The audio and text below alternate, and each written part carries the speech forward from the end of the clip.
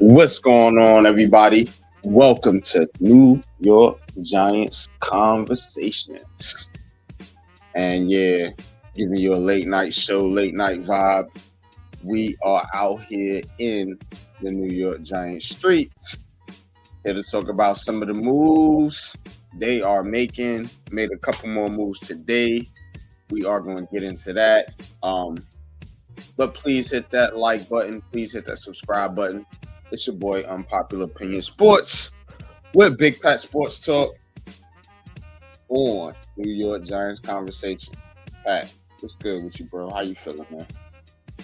A lot of New York Giants news been happening the past couple of days, so we're gonna talk about it and sign another guy today. So hopefully, you guys are seeing the vision that Harbaugh's trying to bring to this team. Like I said, I love the silent of Patrick Ricard yesterday, and I believe this is going to be a very physical run stopping type team. Run and stop the run. That's what I think he's going to build.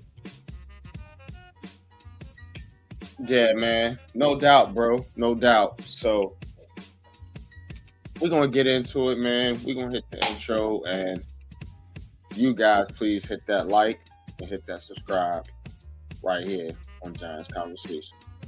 Let's go. All right, so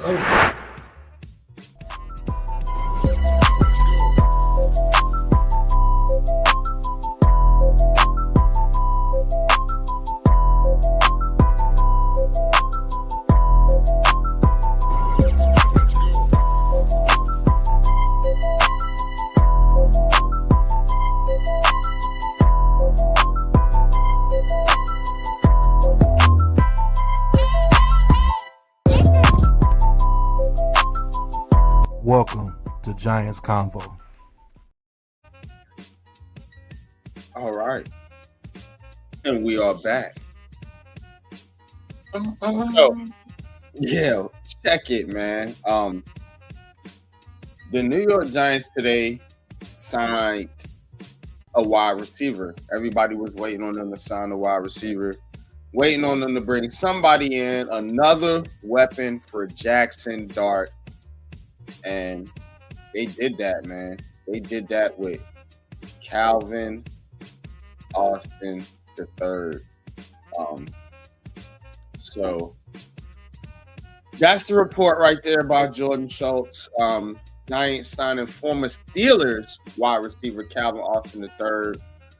The dynamic Austin had 1,100 receiving yards and 10 total touchdowns, 1 rushing, 1 punt return during his 3 seasons in Pittsburgh.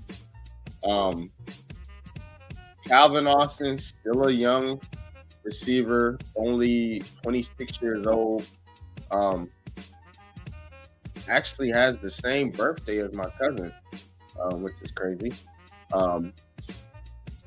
March 24th coming up here. So.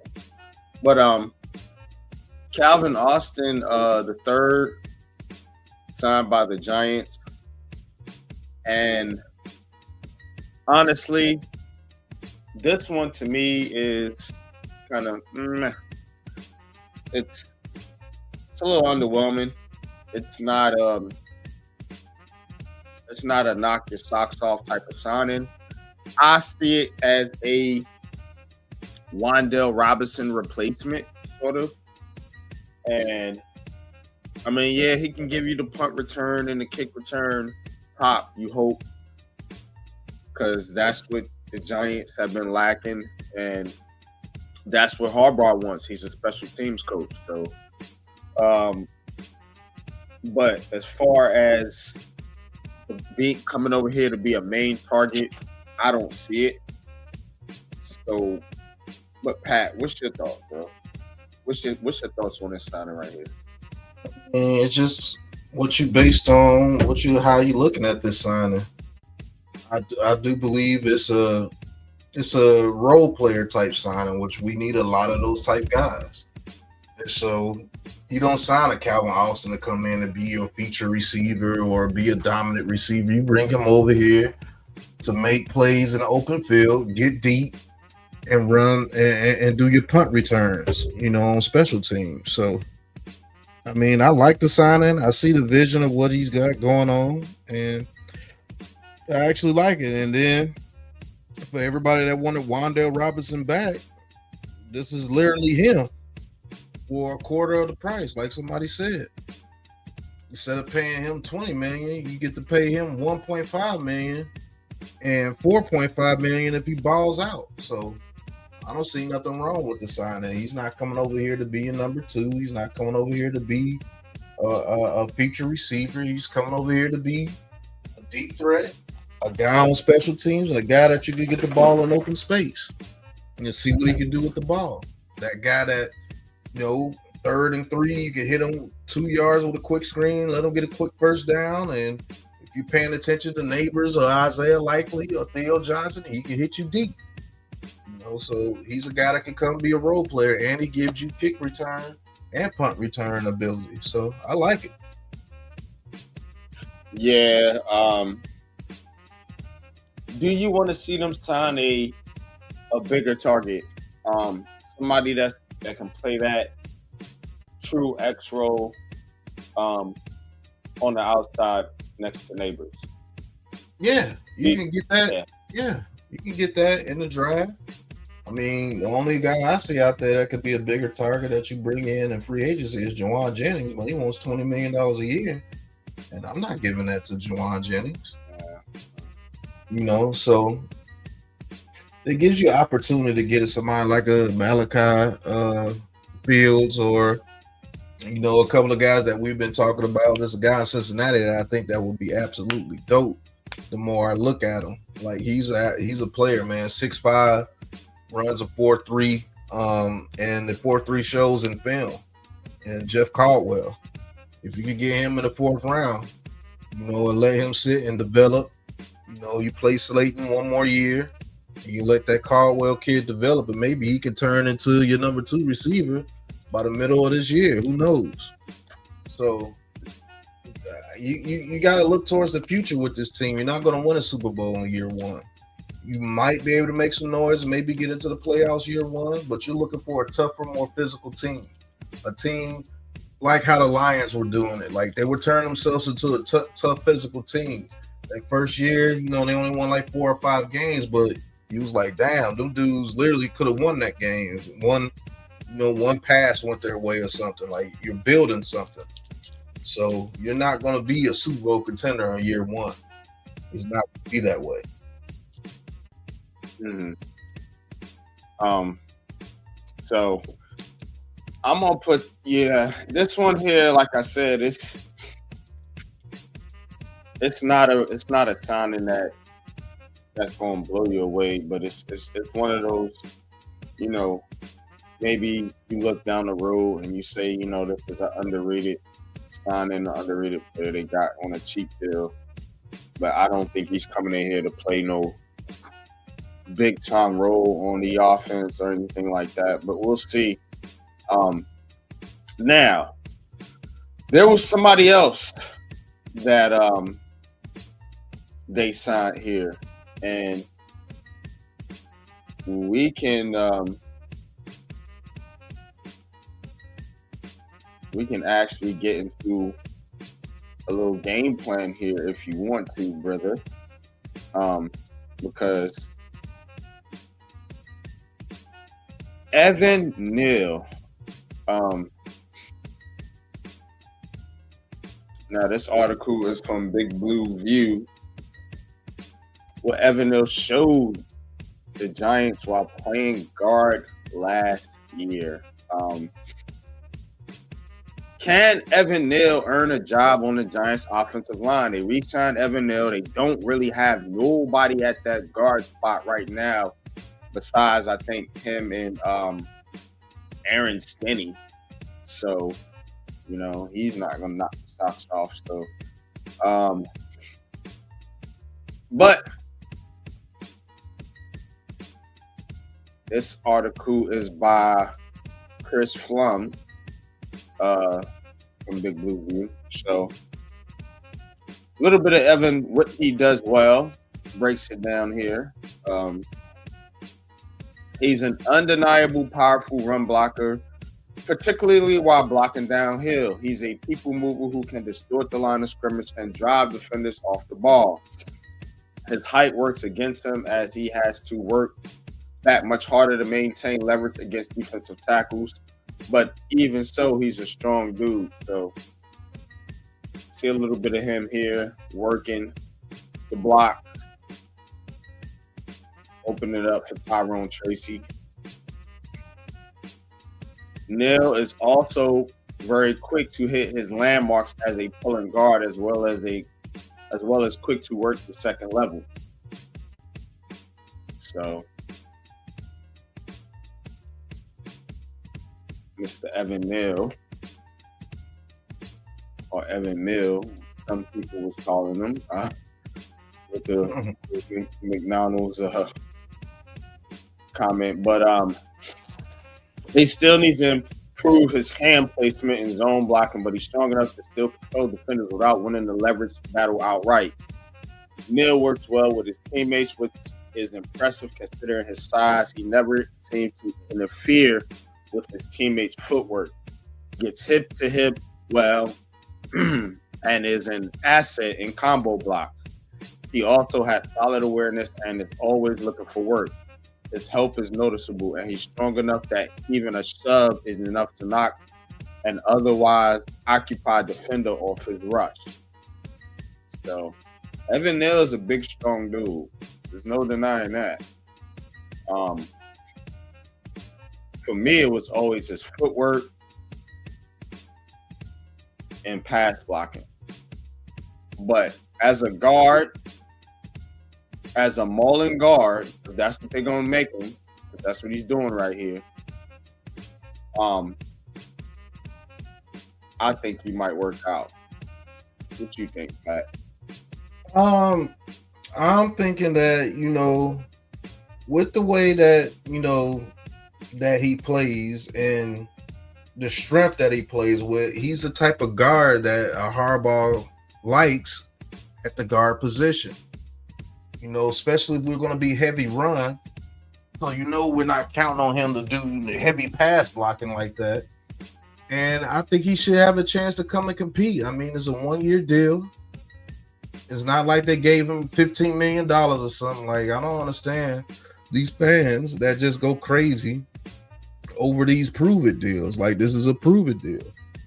What if he was being coached up wrong? What if Harbaugh can really get behind him and he gets confidence and he wants to play very well now? Because he had no confidence over there with Brian Dable. They didn't even let him play last year, so he even get a chance to show if he did improve. You see what I'm saying? So what if you could bring him in there and start putting him in as an extra lineman, let him go in there and use that power? You know what I'm saying? Just because he was a first-round pick, yeah, it didn't work out. But you got him back on a 1-year vet minimum. What is that? That's nothing, bro. So if this dude turns out to be something, at least it'll be a swing lineman for you. Hell, I think you win. Like, get this kid a chance. Let him see what he can do. Let him go out there in the preseason. Let him play. Let's see if he got anything. If he ain't got nothing, guess what? You cut him. You're not losing any money. So I don't get the uproar of everything. They didn't come out and say, yeah, we're signing Evan Neal 2-year, $20 million contract to be our starting guard. They didn't say that. They brought him in there to be depth. And guess what? They may be running the system on what he does best, power blocking, power run blocking. He's not at the tackle position where he has to move his feet like that. And he can pull. He is an athlete. Whether you like him or not, he is an athlete. He can pull, get out there, and knock some heads. So let's see what he got. Yeah, no doubt, bro. I'm with you on that. I, for one, been saying to move this dude in the guard. So, wow. Everybody in their mama swore he was a tackle. But I think Harbaugh can unlock that, And people was talking about signing guys like Daniel Falele, Mekhi Becton. You got that type of guy right here in Evan Neal, bro. And you could probably be a better version of those guys. You know, if you give them a chance and you actually coach them up. So, I don't think he's a guy that you can't be coached or anything like that, or is lazy or doesn't want to work hard or anything. I just think he was misplaced and not coached, you know, properly. So that's why I was, you know, banging the table to put him at guard. It wasn't because I didn't like the dude. It's because I could see he was miscast. You know, and a system that and a coaching staff that really didn't care about him. You know, so what if John Harbaugh can actually unlock some of these so-called bad draft picks that Joe Schoen drafted? So yeah, I'm seeing that too, bro. I'm seeing a coaching staff like, look, y'all got some dudes here. We don't need to go out and sign a whole bunch of free agents. We can bring some of these guys back and see what we got. And you see them signing a lot of their guys. And I told you that's what John Harbaugh was going to do. John Harbaugh was going to come in here and change the culture. You change the culture by bringing your guys back and coaching them up and getting the most out of them and putting them in the best roles that they can play. So you get Evan Neal back and you get him back, maybe even if he's not a starting guard, at a reserve guard, and even as a reserve guard, he's still valuable. Yeah. And he's a guy that you know can at least play tackle. He ain't going to do it well, but he can at least play tackle. So he gives you flexibility as well. But you got to get these guys confident and buying into your system. And that's what Brian Daboll's punk ass wasn't doing. But yeah, man. That's a fact, Iman. Evan Neal does have power, and you know, learn a little bit of footwork. Then yeah, he can. And shoot, what if he turns out to be very good? You know what I'm saying? Like this is a guy you could take a chance on a vet minimum. They're not paying him no money. Stop watching people's pockets. That's all it's about. You watching his pockets. You don't want him to get another cent. Like that's crazy. Okay, you seeing a play here where you see him actually in pass blocking.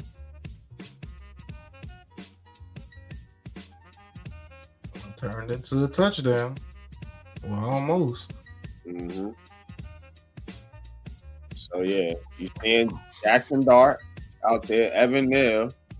Dart makes a play and he gets it to who? Gunnar O'Shea. Another guy that I think that can play a good role on this team. You see what I'm saying? So they looking at tape, bro.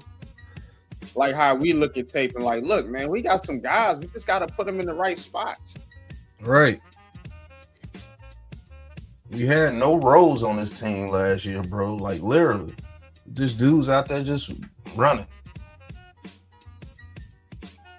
Yeah, I mean that is Tennessee problem now. I think he took all the bad seeds and brought them over there. To be honest with you, because he's gonna go over there and mismanage them again. You don't make Wan'Dale Robinson your focal point. You just don't. And you can't say, oh, he was only focal point because Malik Neighbors got hurt. Man, he had 100 and some targets last year.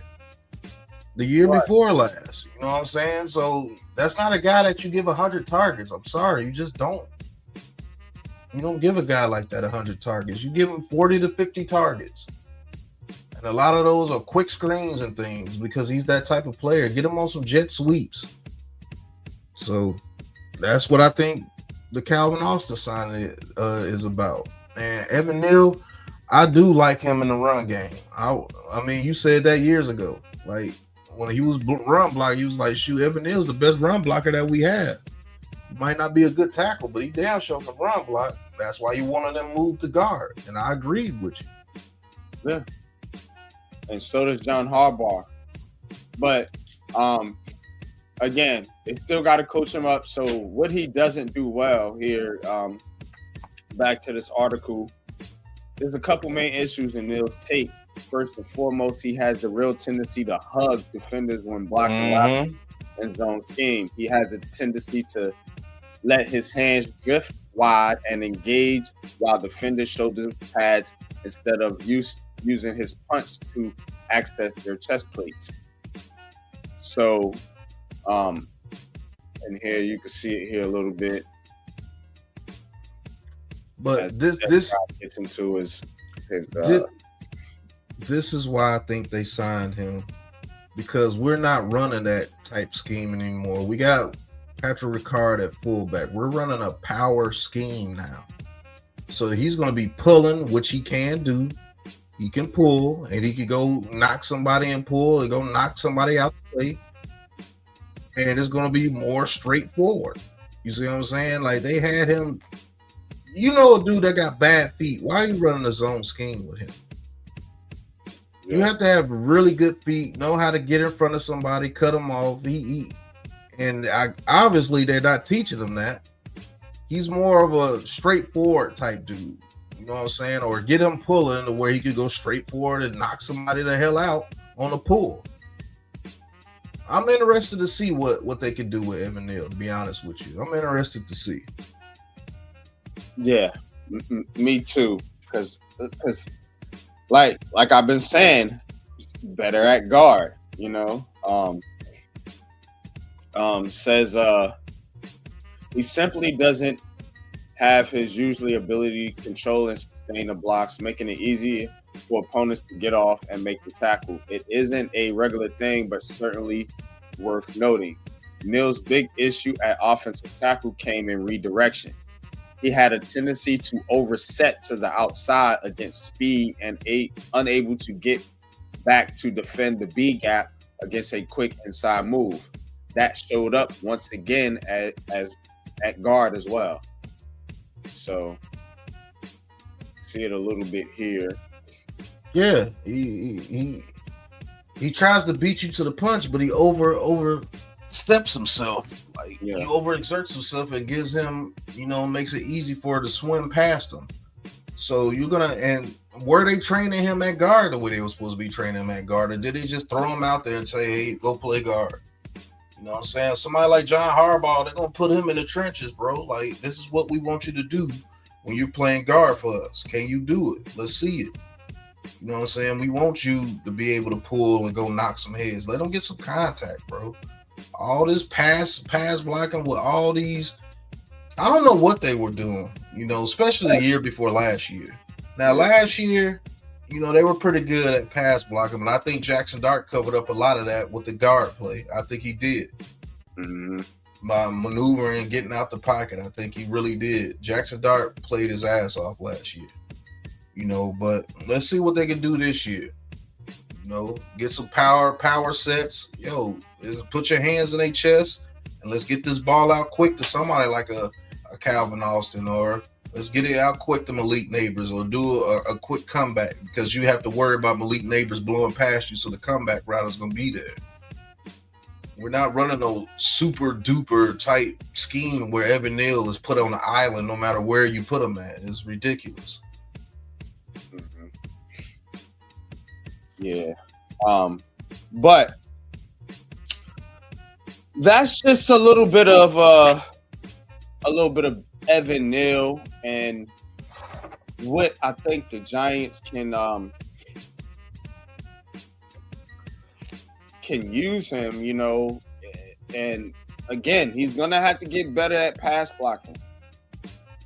And these two clips here,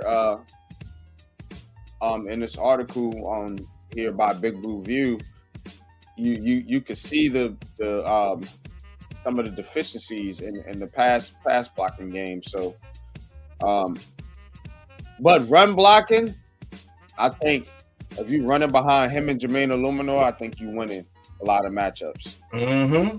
You know what I'm saying? Those two big ass tough dudes right there. Man, what? Man, go get me Fione or the dude from Miami and put him at the other guard position. And you put Evan Neal at left guard. That's another thing. They kept putting him to the right. You put him at left guard, man. That's where he played his best football on the left side. True that. Yep, true that. Yeah, we said that too. Because Runyon ain't, man. I don't know about Runyon. And Runyon played his best ball at right guard. Yeah. Told you, man. They're a backwards ass team. Like you forcing these dudes to do stuff that they normally don't do, and I think it's quite dumb, to be honest with you. But hey, what do I know? Yeah, it is dumb. So if he plays left guard, who are you putting at right guard? You putting Bo at right guard? Somebody said put Bo at center. I will see if he can play center. That would be dope. If he can play center, real talk. So I don't know. You know what I'm saying? Like I don't know what the total plan here is for the offensive line, but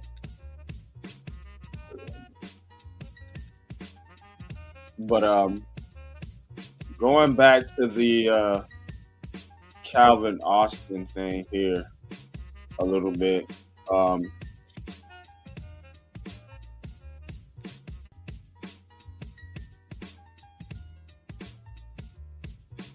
What do you think? So we're kind of going into the Giants' needs. So we're talking about the other outside receiver spot because they got Calvin Austin here, as we're showing you, but still need another outside target. What do you think they do there, bro? Like, who can they go out there and get that would make you feel good about this offense going into 2026? And yeah, it looks like that Brian Thomas Jr. thing was dead. Apparently that's dead. That was I guess that was false rumors people were putting out there. But that's dead. I mean, let's just say if they get somebody in free agency, I would love to see a Brandon Ayuk, give him a 1-year prove-it deal, see what he can do. The Eagles aren't done. They'll never trade AJ Brown to the Giants. I don't care if the Giants are giving up their second-round pick and a future pick. They will never trade him to the Giants. Why would they trade him and let him come back and destroy them 2 times a year at least? So that's what he would do. Man, he would put it on the Eagles, bro. Like, for real. But I would like to see them get one of those guys that we've been talking about in the 4th, 5th round this year and let them see, let him develop. I mean, this year, I know everybody hates him, but you still have Slayton. He's even though he drops the ball, who knows? Maybe Harbaugh gets him to where he doesn't drop the ball. Who knows? How he can step up and be somebody. Crazy. That would be crazy as hell. You do have Hodgins.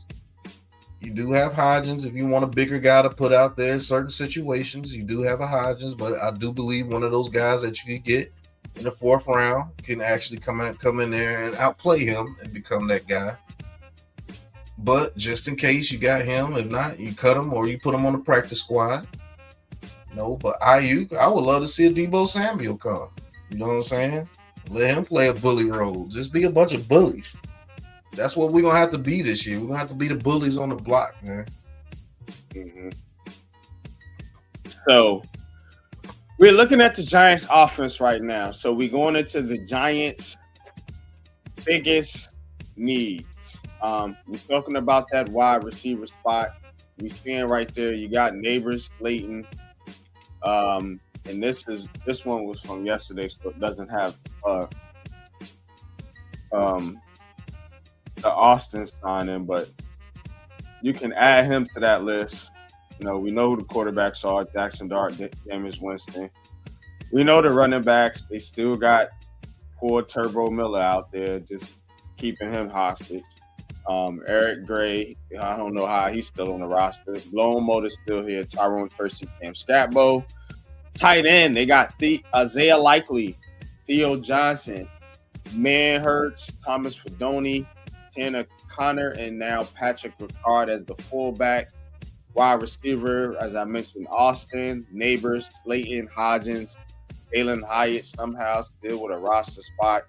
Gunnar Olszewski, Bo Collins, Xavier Gibson, Ryan Miller, Courtney Jackson, Daquan Felton, and Dylan Cambry. Offensive tackle, Andrew Thomas, Jermaine Illuminor, Marcus Bowe. Offensive guard, John Runyon, the aforementioned Evan Neal, and Jake Kubis. You can also add Aaron Stinney to that list, who was just re-signed. And John Michael Smith, Brian Hudson, and Reed Hudson, and Reed Holsky. All right. So that's the offense right there. Before we get to the defense, we're just looking at the offense right here. What do they need on offense, bro? What is their this roster don't look right now. You know what I mean? So like what doesn't look right with it? For one, your wide receiver room, I just don't like it, even with the Austin signing. Now, again, you got to see how much coaching can upgrade the talent that you have, but you still need, if you're trying to run this power running team, you know what I'm saying? You still need an outside receiver. I think you still need more on your offensive line. Let's go to the offensive line here real quick. You got Andrew Thomas, Jermaine Illuminor, Marcus Bowe. You kind of feel good about your tackles now. The guard spot, I don't know. We talking about Evan Neal, still has a lot of work to do, has a lot to prove. John Michael Smith, don't like him. John Runyon, not a good run block. So you still want to see them add a piece or two on that offensive line, as well as at the wide receiver spot. The tight ends, running backs, and quarterbacks, I feel good about. But what about you? I mean, I feel good about what they're doing. You do need a right guard, but let's just say Marcus Bowe can play the right guard position. He's a wild card. I mean, obviously they like him. I think Wyatt Teller is still in play. Now, if you get Wyatt Teller, I'm with it. You see what I'm saying? Like, you get Wyatt Teller, I'm with it. The right guard position is definitely a must need.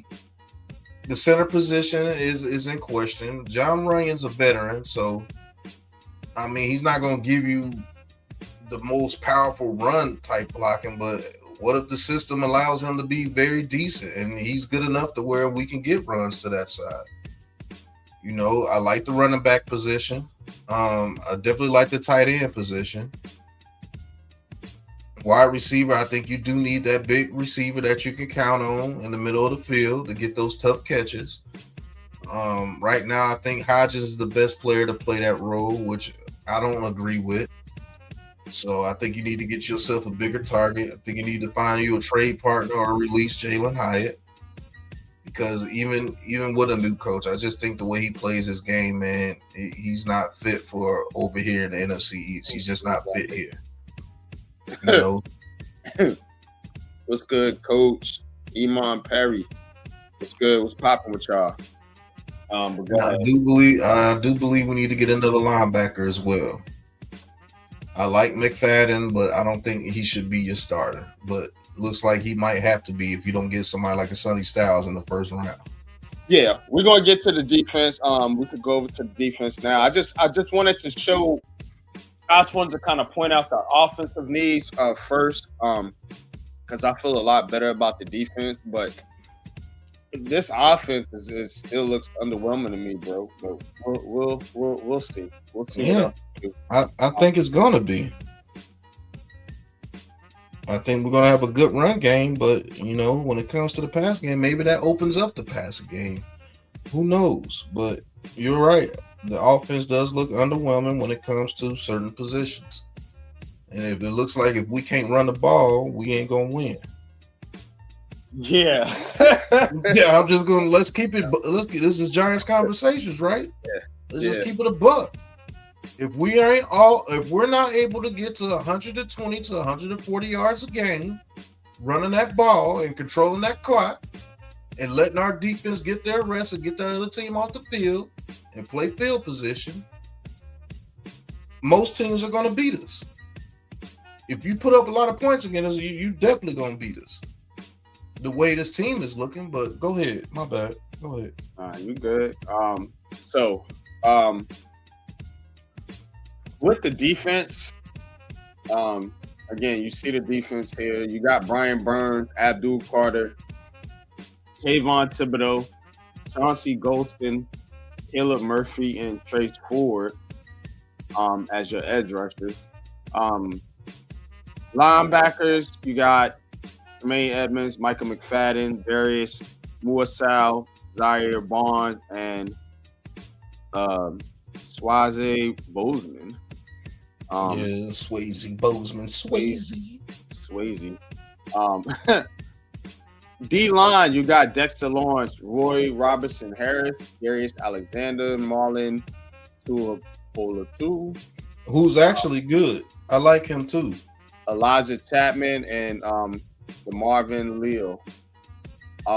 At cornerback, here's where it gets funky.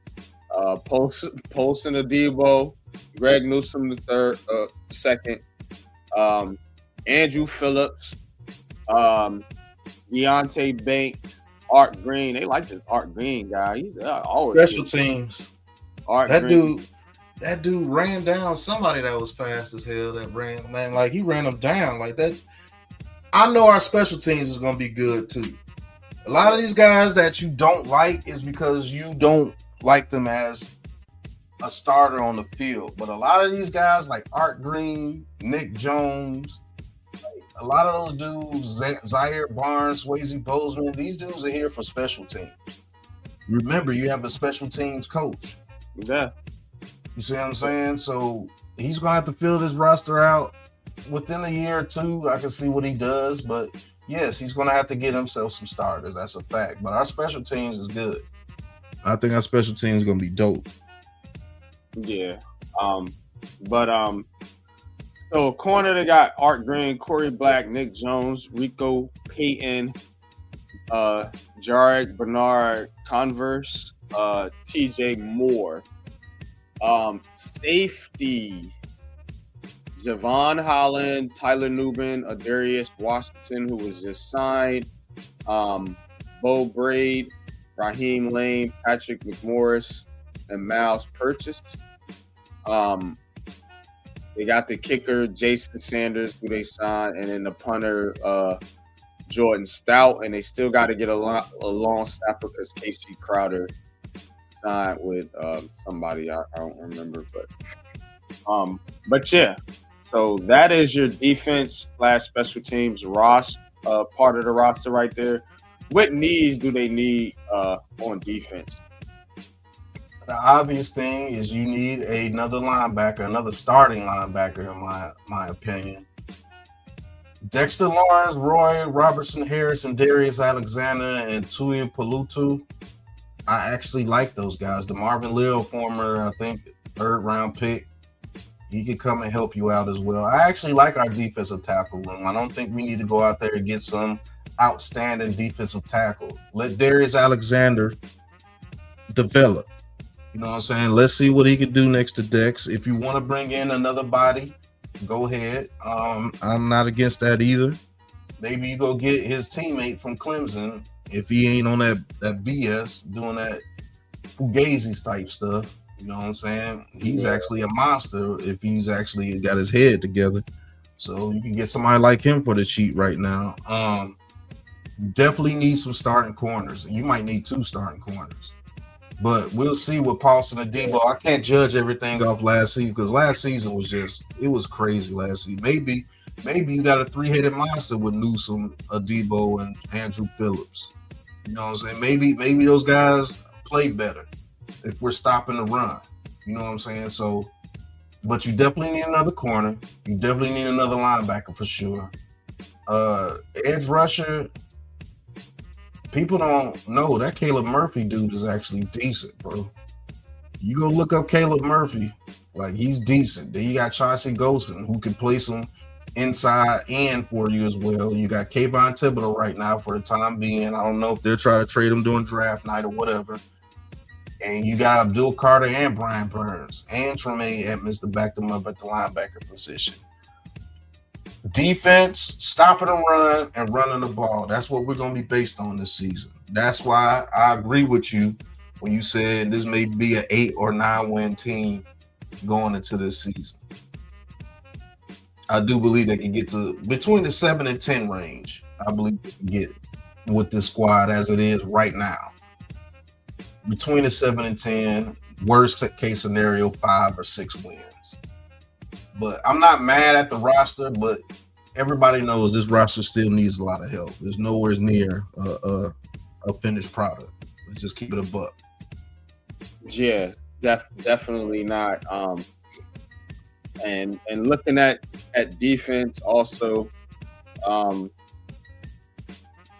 man, I don't really like these safeties. I forgot about the safety position. I like a Darius Washington. I believe he'll come in and make some plays for you as far as, you know, just being that guy, like a try-hard type dude. I have to see what Tyler Nubin can be on this team. Does he fit? You know what I'm saying? And Javon Holland, man, I don't know. I don't know, man. Yeah, not impressed with these safeties. So, that being said, you could see a lot here in play with the NFL draft. And when we talking about the draft, what they did in free agency doesn't really preclude them from going in any direction. You can still take a tackle/guard. You still have a need there. You could still take a wide receiver. You still have a need there. You could still take a safety. You still have a need there. You could still take a corner. You still have a need there. And you could still take a linebacker. You still have a need there.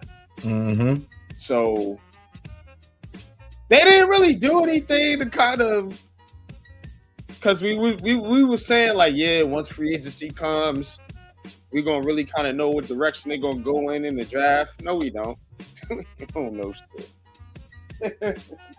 Because they could still go in any one of them directions. As of right now, the way this roster looks. What you think? I mean, you have a grasp on what you think on what they could be leaning right now based on the moves they made, because that's what we talked about before. Let's see what the free agency plays out. Now we're not completely done, so to be fair, but this Giants conversation we can talk about it a little bit. What you think they leaning going into the draft now, Pat? Because I don't know. To be honest with you, you really don't know, because this roster is not great, but it's not horrible either. Maybe you do go Sonny Styles at middle linebacker at 5, or maybe you just say, hey, look, I know Javon Hollins are going to be a bum. Let's go get Caleb Downs at the safety position. Let him and Tyler Nubin try to see what they can do out there. Or you can go offensive guard, because they didn't get an offensive guard. So now that's really in the play. If they don't get a Wyatt Teller or somebody, that guy from Miami or Fano from Utah, I like the guy from Miami 10 times better. But offensive guard is in the play now. Trading back is definitely in the play because there's a lot of teams with multiple first round picks that may want to go up and grab somebody. Yeah. And if you do that, let's say you get pick 16 and what's the other pick the Jets got or whatever. Let's just say you go back to like pick 10 or something and you pick up a third rounder or an extra second rounder. Then you can have some fun. You know, you can pick the offensive guard first. You know, get you a linebacker and a DB in the second round. You don't know what they can do. So, I mean, I'm not discouraged. I'm actually excited to see what they do this year. You know what I'm saying? I'm actually wanting to know how this run game. I know one thing about this team. They finna run this ball. You don't get Patrick Ricard if you're not ready to do a power run game. I'm sorry. That doesn't make any sense. If you're gonna be a passing team, you don't bring a Patrick Ricard to your team. It just doesn't make sense. Yeah. I agree with that. But I also know as constructed right now, they not ready to be no power running team. So they still got work to do. But yeah, I know that's the plan. I'm with you on that. That's the plan. But to execute that plan, you still got to make some moves. So the draft is going to be key. You know, the draft is going to be key to that. And maybe they can move back and get some more picks. Maybe pick up a third or extra second round pick. Say you move back with the Jets and you get the Jets, you're able to get the Jets second round pick.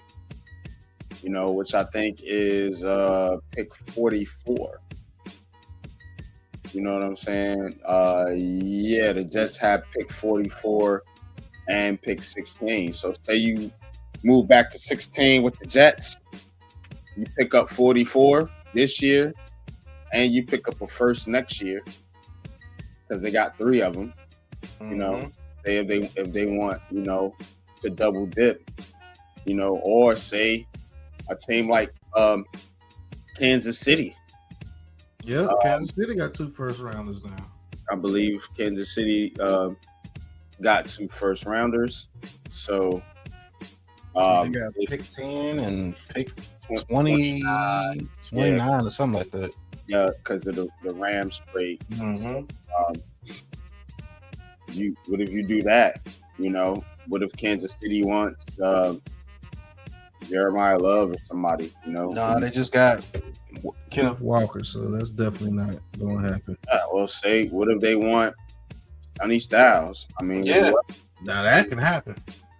So, you move back to 9, you know, and say you want Jeremiah Love at that point, and you take him at 9, and then you take which I still wouldn't like, to be honest with you, but you take him at 9, and then you got number 29 from Kansas City, and then say you get Kansas City's pick. I think you still get a third round pick from them. You know what I'm saying? Say, yeah, that's what I was looking. Say you get Kansas City's pick 74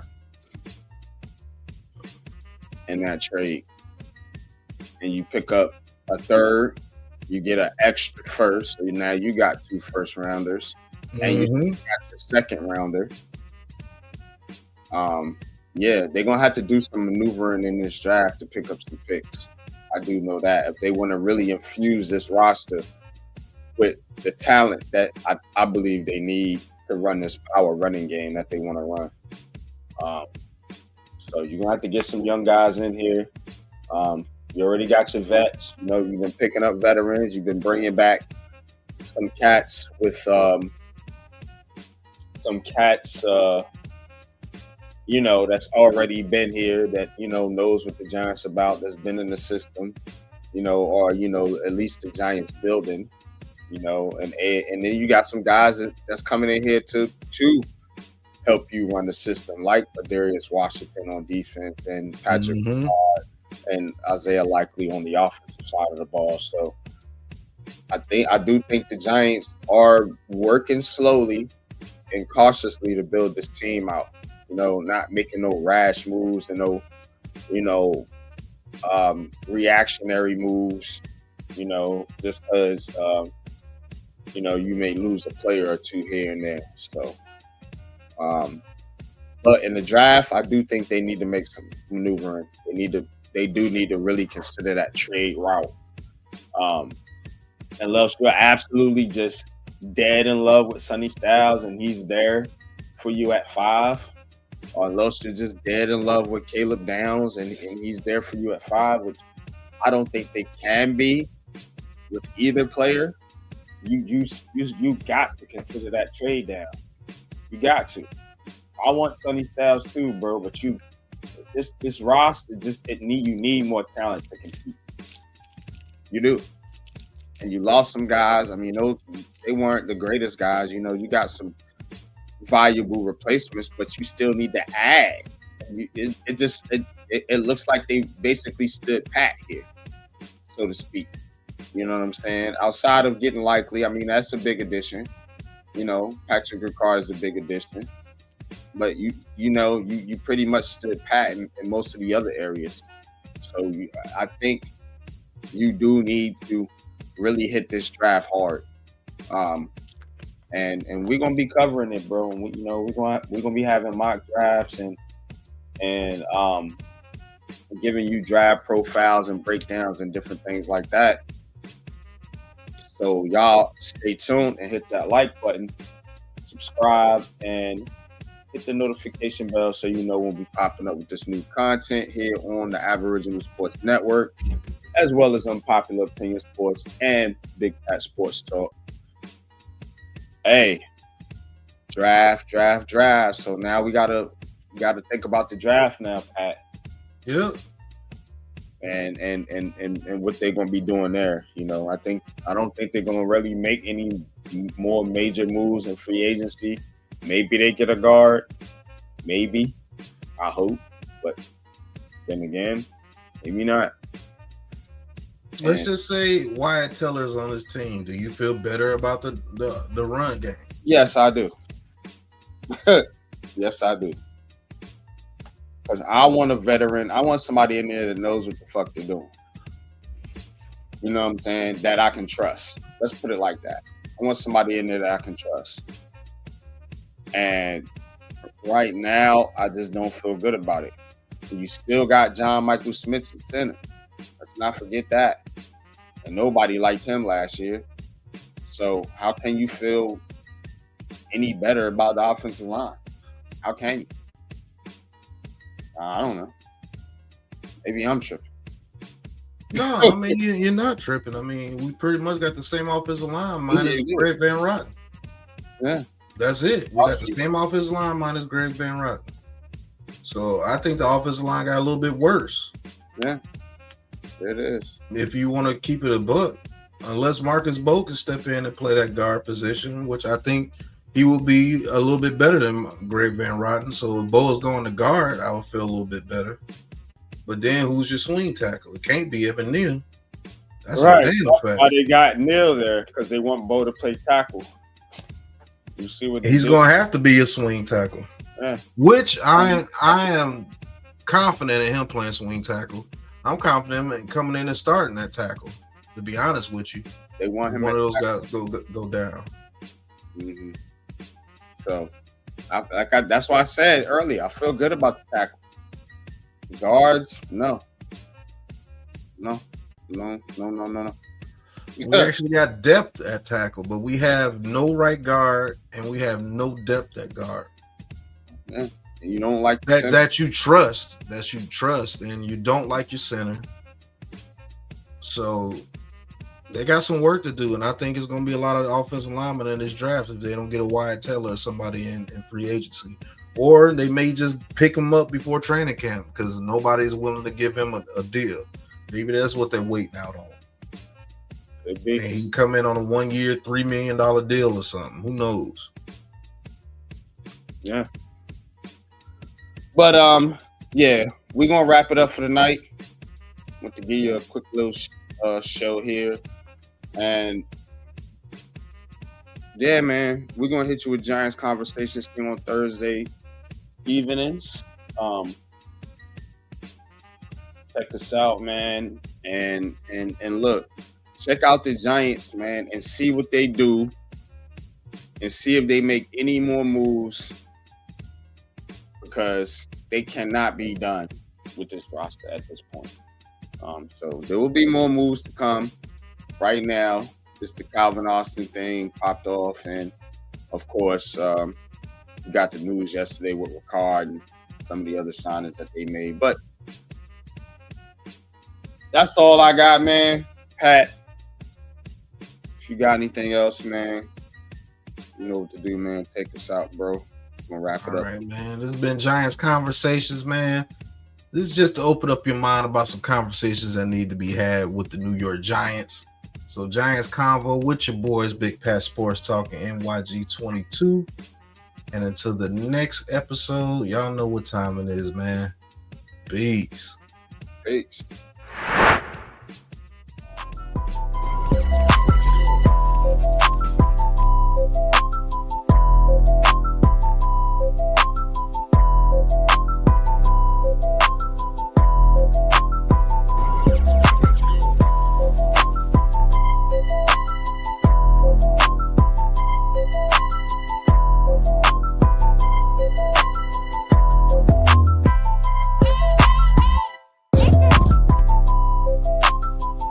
Welcome to Giants Convo.